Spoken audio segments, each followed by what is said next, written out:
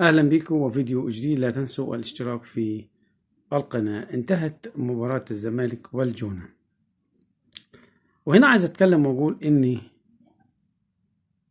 الزمالك عادته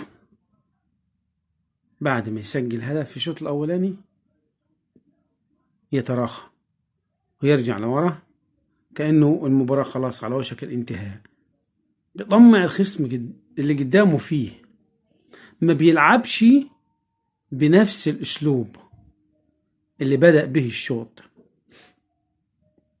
قوي بيلعب كرات أو كرة هجومية، لكن بينزل مستوى، بينزل لياقة، بتنزل تراجع الفريق، بيخلي الفريق اللي قدامه يتعادل معاه زي ما حصل. هو ليه احنا ما بنلعبش بنفس المستوى الشوط كله؟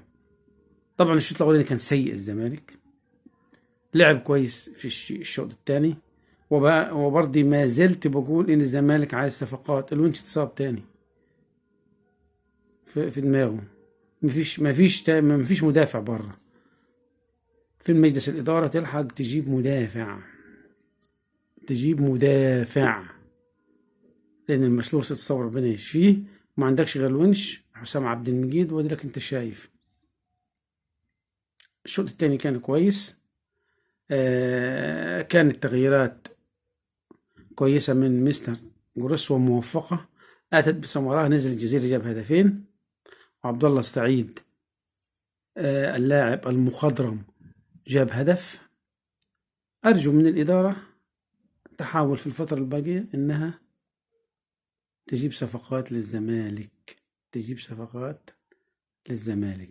السلام عليكم ورحمة الله وبركاته.